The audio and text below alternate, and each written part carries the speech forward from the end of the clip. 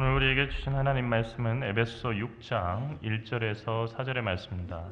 에베소서 6장 1절에서 4절의 말씀, 이 말씀을 한 절은 제가, 한 절은 여러분이 교독하도록 하겠습니다. 자녀들아, 주 안에서 너희 부모에게 순종하라. 이것이 옳으니라.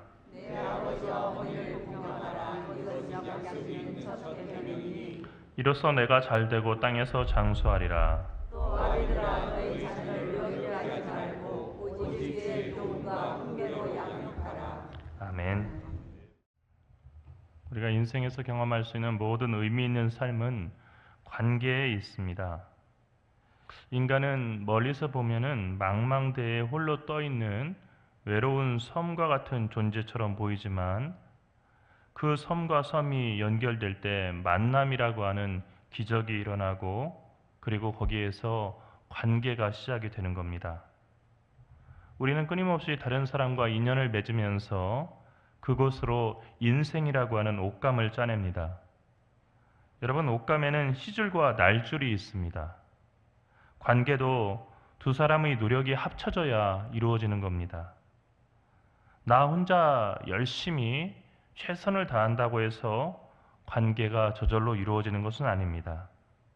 하지만 분명히 그 관계 속에 들어간 두 사람에게는 각자 자기가 맡은 역할들이 있습니다. 시줄이 무너지면 날줄이 아무리 촘촘하게 짜도 좋은 천이 되지 못하고, 시줄을 촘촘하게 짰다고 하더라도 날줄을 삐뚤삐뚤하게 얼기설기 짜게 되면 그 천은 망가지는 것처럼, 시줄과 날줄과 같은 그 두 사람의 역할들이 함께 조화를 이룰 때 좋은 관계가 될 수가 있습니다. 에베소서라고 하는 목회 서신의 결론 부분에서 사도 바울은 인생에서 가장 중요한 시줄과 날줄에 대해서 차례대로 이야기를 합니다. 지난번에는 아내와 남편과의 관계 속에서 이루어지는 시줄과 날줄에 관해서 얘기했다고 한다면, 오늘 이 시간에는 우리가 읽은 말씀처럼 자녀와 부모 사이의 시줄과 날줄, 그리고 그것이 합쳐져서 이루어진 관계에 대해서 이야기합니다. 여러분, 자녀와 부모, 이 자녀와 부모는 세상에서 가장 가까운 사이지만 가장 먼 사이가 될 수도 있습니다. 자녀와 부모는 유전자로 볼 때는 형제를 빼고는 가장 유사한 사람입니다. 사실 세상에서 가장 가까운 것은 형제죠. 그러니까 나하고 가장 닮은 사람은 부모님보다는 형제일 수가 있어요. 왜냐하면 아버지도 같고 어머니도 같기 때문에. 그러나 부모님은 나에게 절반만을 주시기 때문에 사실은 많이 닮았다고 하더라도 형제만큼 유전자에서 닮을 수는 없습니다. 하지만 이렇게 비슷하다는 것 때문에 우리가 놓치는 부분이 있습니다. 나와 비슷한 자식이 나와는 다른 남이라고 하는 사실을 우리가 자꾸 잊어버리고 놓치는 것입니다. 자식은 남입니다. 여러분, 이것을 마음에 새겨야 됩니다. 자식이 왜 남인가? 같은 가족인데 왜 남인가? 하고 보면 가족이 아니란 얘기가 아니라 자식이 나와는 다른 사람이라는 얘기입니다. 내가 아닌 모든 사람은 다 남입니다. 다만 자식은 내가 가장 사랑하는 남일 뿐입니다. 이 점을 분명하게 우리가 잊지 말아야 합니다. 자식을 곧 나라고 생각하는 데서, 그렇게 착각하는 데서 가정의 불행은 시작이 됩니다. 자녀는 부모와의 관계에 있어서 외모도 비슷할 수 있고, 목소리도 비슷할 수 있고, 성격에서 닮은 면이 있을 수가 있습니다. 제가 장일성 교수님이라고 하는 은사 선생님에게 구약을 배웠는데, 그분이 이제 은퇴하시고 하드포드라고 하는 그 미국의 지역으로 다시 돌아가셔서 거기서 함께 가족들과 사셨습니다. 몇 년이 지난 다음에 제가 너무 그 선생님이 그리워서 미국 전화로 전화를 드렸는데, 선생님이 받으셔가지고 선생님 안녕하십니까? 저 신장근입니다. 했더니 저 선생님 아닌데요. 그래서 목소리가 똑같은데 누구십니까? 했더니 저 아들인데요. 그런데 아들인데 목소리가 똑같더라고요. 이렇게 비슷하죠. 그리고 또 성격도 비슷할 수도 있습니다. 하지만 그럼에도 불구하고 나와는 다른 남이라는 겁니다. 즉 아무리 내가 배 아파서 낳은 자식이라 할지라도 그 자식도 부모인 내 생각대로만 행동할 수는 없고, 그리고 아무리 부모라도 그 자식의 속을 다 알 수 없다는 얘기입니다. 부모님들이 자주 하는 얘기 있죠. 야, 귀신을 속여라. 내가 네 속 다 들어갔다 나왔다. 거짓말이에요. 하나도 모르는 거예요. 하나도 모른다는 것을 알고 물어보는 데서부터 관계가 시작되는 거예요. 야, 너 어떻게 생각하냐? 왜 그런 거야?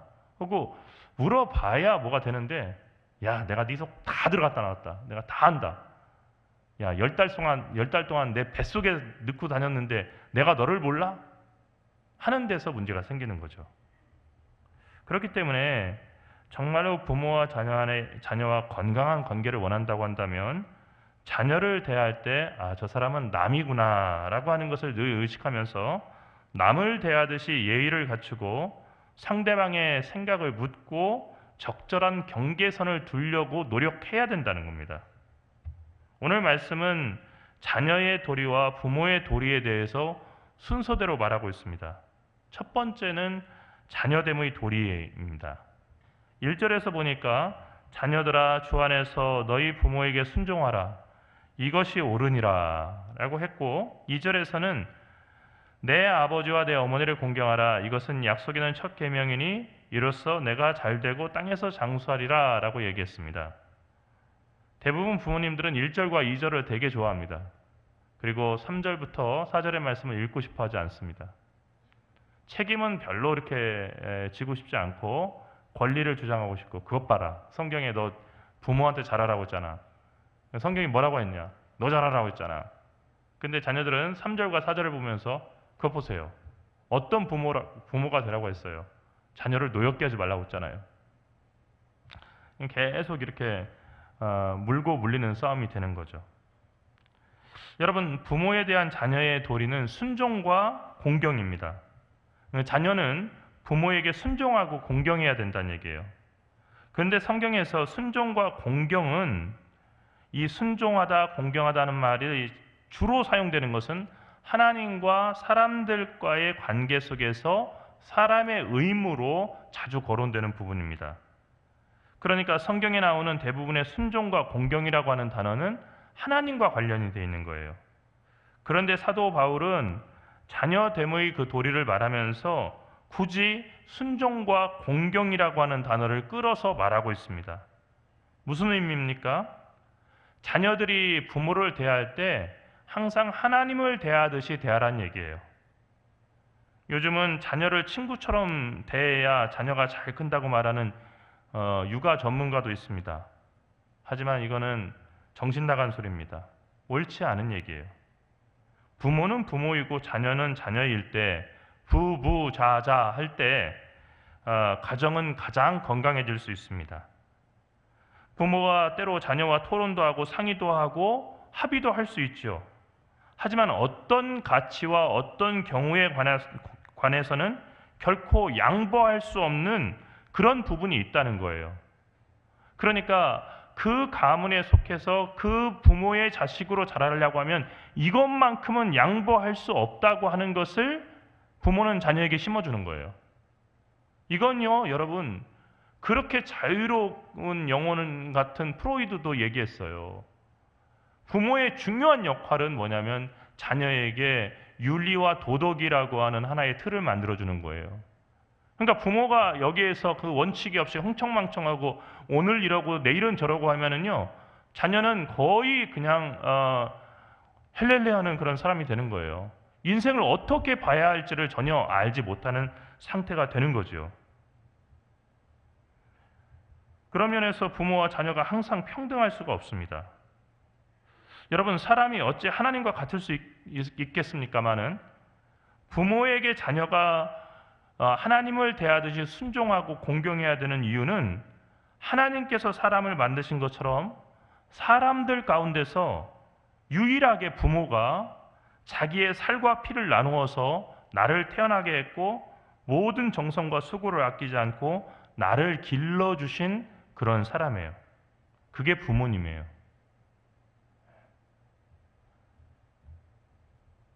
그래서 같은 사람인 것 같지만 같은 사람이 아니라는 거예요. 그러니까 다른 사람들에게 대하는 그 예의와 다른 사람들에게 대하는 그 공경 이상의 그 공경을 부모님에게는 보여야 되는데 감히 하나님께 드려야 되는 그런 공경과 사랑을 부모님께는 드려야 된다는 겁니다. 다시 말해서 부모를 땅에 있는 하나님, 눈에 보이는 하나님으로 생각하고 효를 다하라는 거예요. 효를 다하게 될 때 성경은 분명한 약속을 하고 있는데 내가 잘되고 땅에서 장수하리라.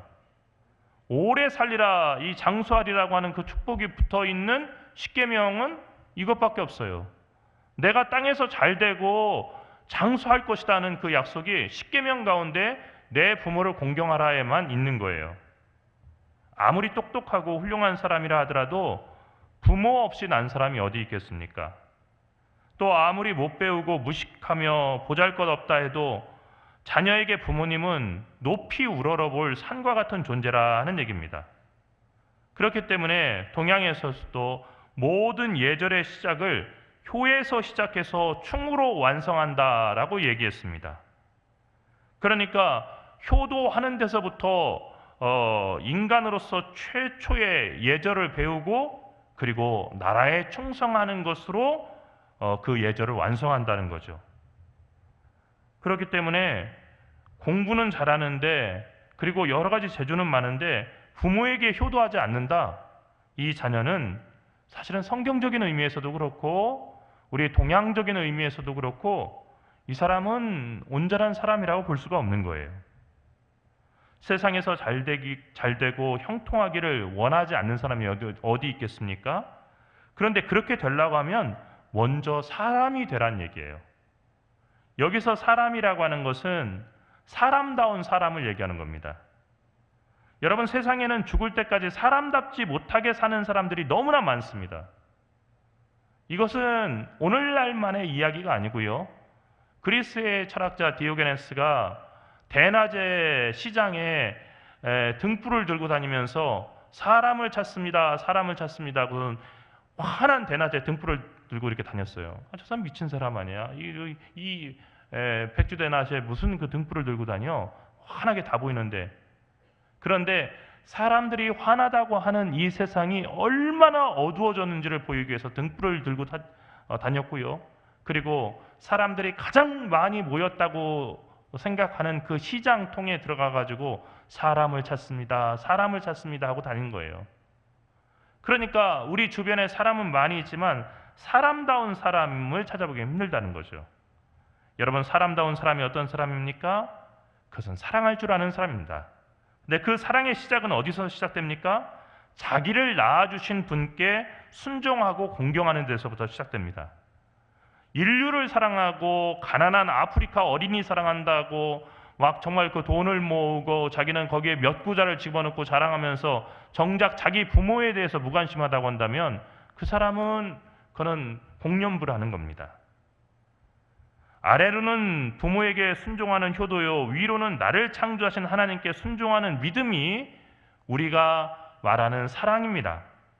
공부만 잘하고 사람이 되지 못하면 교활하고 잔인한 짐승들이 되는 겁니다. 여러분, 요즘 우리나라의 그 정치계를 보십시오. 공부만 잘하고 사람 되지 못하면은 얼마나 나라를 엉망진창으로 만들어 놓을 수 있는지를 여야를 막론하고 정치인들을 보면서 우리가 보게 되지 않습니까? 여러분들의 자녀를 그런 사람들로 만들고 싶습니까? 그런 자녀들이 모여서 이 나라를 어떻게 이끌어 가겠습니까? 부모는 자녀를 수능 만점자로 키우기에 앞서서 먼저 사람다운 사람이 되도록 안내해야 되는 의무가 있습니다. 사람다운 사람으로 살 때 하늘의 복을 누리며 살아갈 수가 있습니다. 인간의 어떤 재능도 하나님의 복보다 클 수는 없습니다. 이 점을 우리가 알아야 됩니다. 그런데 이렇게 부모에게 순종하고 부모를 공경하는 자녀를 키우기 위해서는 부모에게 중요한 과제가 있습니다. 이것이 오늘 말씀의 두 번째 과제입니다. 그것은 부모가 자녀를 노엽게 하지 말고 오직 주의 교훈과 훈계로 양육하라고 하는 말씀입니다. 노엽게 하지 말라는 말을 오해하지 마십시오. 이 말씀을 많은 신자들이 오해해서 자녀를 상전처럼 모시고 살라 하는 그런 생각으로 이렇게 해서 과잉 보호를 하고, 그리고 자녀에게 존댓말을 써야 자녀가 이렇게 존중받아서 잘 된다 하는 얘기를 합니다. 세상에 어느 나라에서 부모가 자녀에게 존댓말을 씁니까? 자녀는 부모에게 해라, 너 뭐뭐 했니? 했어? 해라, 얘기 듣는 것이고, 자녀는 부모에게 존댓말을 쓰는 거죠. 거꾸로 가서야 되겠습니까? 또는 자녀의 눈치를 보면서 살라는 말도 아닙니다. 오늘 우리 가정들에서는 부모와 자녀의 위치가 역전된 기현상들이 많이 나타납니다. 공부만 잘한다고 한다면 네가 어떻게 행동해도 상관없다. 부모에게 어떻게 말해도 상관없고, 어떻게 무례한 짓을 해도 전혀 상관없고 다 용서받을 수 있다. 그래서 공부 잘하는 괴물들을 만드는 겁니다. 부모가 자녀를 노엽게 하지 말아야 한다는 말은 무슨 뜻이냐면은, 부모가 자녀에게 가혹하게 대하거나 불합리한 요구를 하고 약속을 이행하지 않거나 무시하거나 무관심해서는 안 된다는 그런 뜻입니다. 또한 겉으로 볼 때 상관없어 보이지만은 과잉 보호하거나 그리고 불필요한 제약을 하는 것. 나이가 20살이 넘었는데도 불구하고 일거수일투족을 갖다가 다 그냥 통제하려고 하는 것. 또는 내 마음에 드는 그 자녀를 여러 자녀들 가운데서 편애해야 하는 것. 그리고 다른 자녀들이나 다른 아이들과 계속 비교하는 것. 이렇게 해서 자녀를 노엽게 하지 말라는 얘기입니다. 또 잘못을 일깨워주는 것, 교훈하는 데서 넘어서 자녀의 그 영혼에 지워지지 않을 깊은 상처를 주는 심한 질책, 그리고 늘 일방적이고 권위적인 태도로 자녀를 짓누르려고 하는 것, 그리고 더 나아가서 정서적이거나 신체적인 학대를 해서는 안 된다는 얘기입니다. 요즘에 이제 우리 성도들하고 얘기해 보면 그래요. 예전에는 그냥 막 그 집에서 이렇게 혼도 내고 회초리 가져와, 그래서 회초리로 이렇게 종아리 걷어, 몇 대 맞을래요? 그렇게 때리기도 했는데, 요즘에는 우리 자녀들이 학교에서 다 교육을 받죠. 그래서 회초리 가져와 때리려고 하면은 엄마가 경찰서에 전화할 거야. 나한테 지금 심한 얘기했어. 뭐 형제들끼리 싸우면은 어떻게 됩니까? 형제들끼리 싸우면은 형이 나를 때렸어? 경찰에 전화할 거야. 뭐 이런 세상이 돼버렸어요. 어떻게 이런 세상에서 어떻게 키웁니까? 이게 사실 참 고민이 되죠. 오늘 말씀은 사실은 이런 고민을 하고 있는 우리에게도 해당이 되는 얘기고요. 어떻게 자녀들을 잘 키울까를 보여주는 겁니다. 부모가 자녀를 노엽게 할 때, 앞서 얘기했던 것처럼 그 노엽게 할 때 자녀는 골로새서 3장 21절의 말씀처럼 낙심하게 됩니다. 아무리 못나고 못된 자녀라고 하더라도 부모의 그 자녀에게는 부모의 한결같은 관심과 그 사랑에 대한 갈망이 있습니다. 자녀가 깊이 낙심하는 것을 막기 위해서는 늘 주님의 교훈과 훈계로 그 자녀를 양육하라고 오늘 말씀은 이야기하고 있습니다. 나의 교훈, 나의 경험이 아닙니다. 나의 판단이 아닙니다. 나의 지식이 아닙니다. 주님의 교훈과 훈계입니다. 하나님의 교훈과 훈계로 자녀를 양육하라는 것입니다. 이것은 자녀의 비율을 맞추거나 자녀를 상전으로 모시는 것과는 전혀 다른 그런 방법입니다. 주님의 교훈과 훈계로 자녀를 양육한다는 것은 주님의 말씀으로 양육한다는 거죠. 그런데 여기서도 주의할 점이 있습니다. 많은 부모들이 그걸 오해하는데요. 특히 신앙생활 잘한다는 부모들이 그 오해에 빠질 수가 있습니다. 그것은 자녀가 나쁜 짓을 하거나 잘못할 때 성경 구절을 암송하면서 야, 요한복음 3장 몇 절에 뭐라고 돼 있고, 그리고 골로새서에는 뭐라고 돼 있는데 그거 다 너를 위한 얘기야. 너 그걸 잘못한 거야 하고 지적을 하는데, 이렇게 하라는 얘기가 아니란 얘기예요. 이것이야말로 자녀를 노엽게 만드는 것이고 신앙생활에 대해서 정을 떨어지게 만드는 거죠. 진정한 의미에서 주의 교훈과 훈계로 자녀를 양육한다는 것은 부모가 먼저 하나님의 말씀을 읽고 마음에 새기고 삶으로 그 말씀을 따라 사는 겁니다. 그러니까 부모의 입에서 나오는 주님의 교훈과 훈계가 아니라 부모가 행동과 삶으로 보여주는 주님의 교훈과 훈계를 보고 자녀가 배우도록 해야 한다는 겁니다. 당연히 말로 가르치는 것보다 삶과 행동으로 가르치는 것이 훨씬 더 어렵습니다. 하지만 어려운 만큼 자녀에게 미치는 영향은 매우 큽니다. 결국 자녀를 훌륭하게 키우고 싶다고 한다면 부모가 먼저 바르게 서야 됩니다. 돈을 잘 버는 부모, 많이 배운 부모, 유명한 부모, 권력 있는 부모가 되어야 된다 하는 그런 이야기가 아닙니다. 부모가 먼저 하나님을 순종하고 공경하는 사람이 되어야 된다는 얘기입니다. 부모가 먼저 하나님의 말씀인 성경을 매일같이 읽고 그 말씀을 따라 살려고 애써야 합니다. 100% 따라 살 수 있겠습니까? 넘어질 때도 있습니다. 근데 다시 일어나는 거예요. 다시 그 말씀을 따라 살려고 애쓰는 거예요. 몸부림치는 겁니다. 그걸 자녀가 보는 거예요. 그때 부모가 예수님과 하나님을 닮아가는 것처럼 그 자녀도 그 부모님을 보면서 나도 예수님을 닮아가고 하나님을 닮아가야지 한다는 거예요. 부모가 하나님을 닮았다면 자녀 역시 하나님을 닮을 수밖에 없다는 얘기입니다. 아무리 부인하려고 하더라도 그 아버지의 그 아들이고 그 어머니의 그 딸이라고 하는 삶의 진리를 거스릴 수 없다는 얘기예요. 부모는 자녀가 당장 싫어한다 할지라도 자녀의 미래와 신앙을 위한 조언과 가르침을 반드시 말해야 합니다. 물론 이런 이야기는 자녀의 입에 쓴 약이기 때문에 당연히 싫어하고 반발도 할 수 있습니다.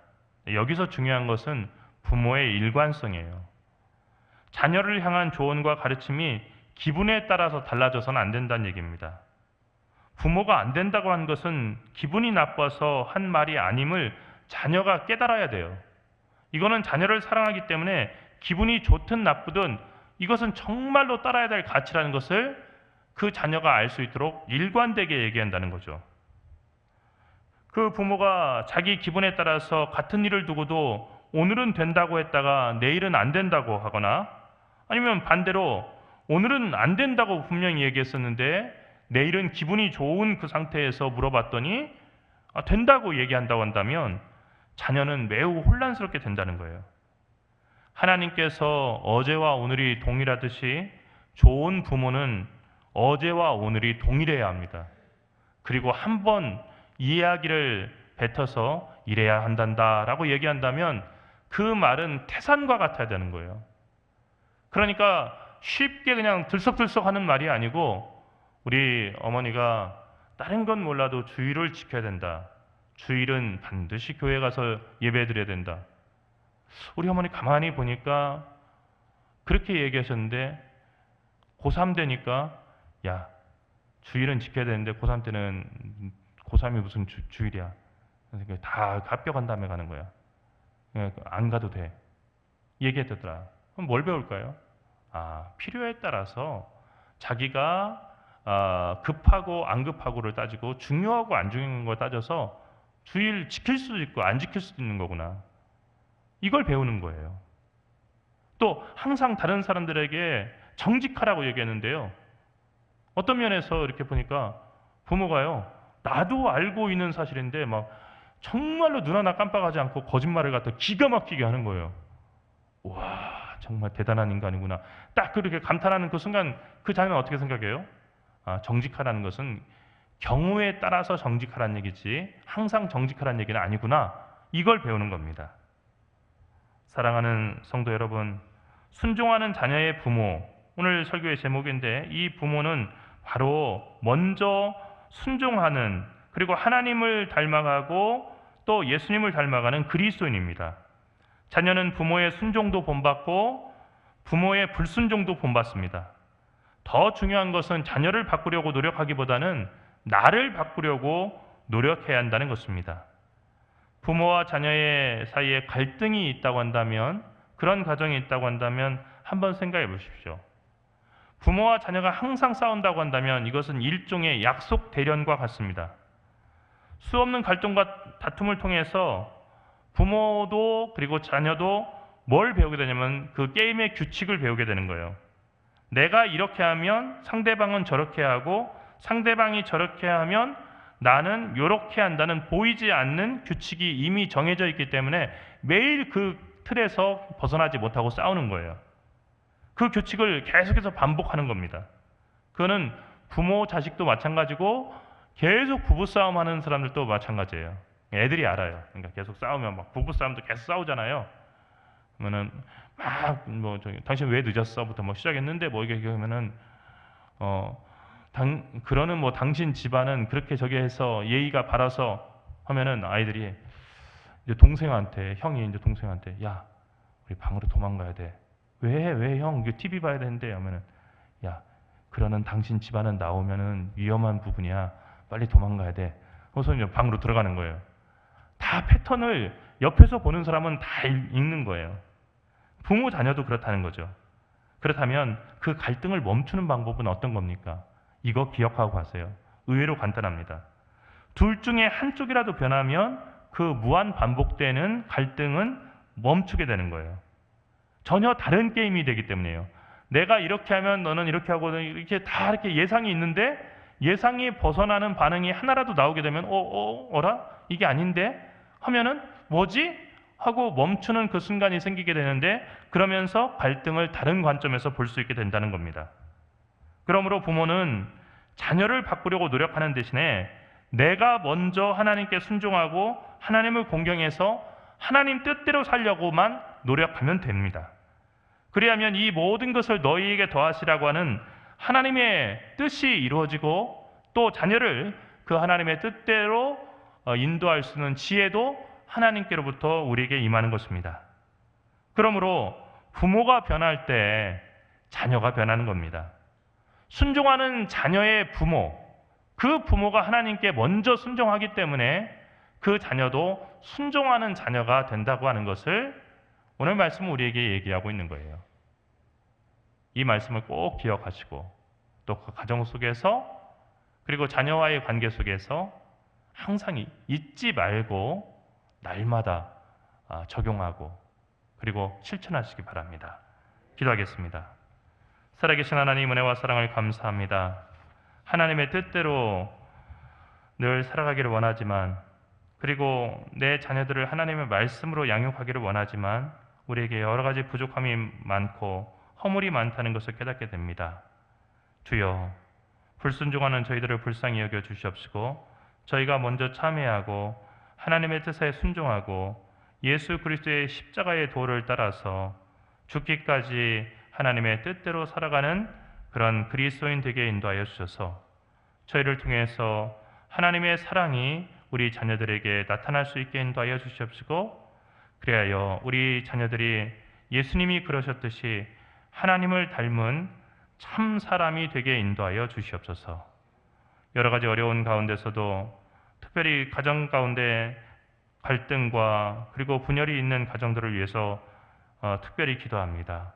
하나님, 그 상처들이 치유되고 서로가 서로를 이해하며 용서하고 하나 되는 그런 치유의 역사가 이 8월에 모든 가정들 위에 있게 인도하여 주시옵시고, 특별히 우리 동강교회에 속한 우리 믿음의 가정들 가운데 먼저 있게 인도하여 주시옵소서. 저희가 이 땅에서 천국을 맛보도록 가정을 만드셨사오니 이 가정 안에서 여러 가지 어려움들 속에서도 주의 신실하신 사랑과 능력을 믿고 서로를 아끼고 사랑하며 천국을 만들어갈 수 있도록 인도하여 주시옵소서. 사랑하시는 우리 주 예수 그리스도의 이름으로 간절히 기도리옵나이다.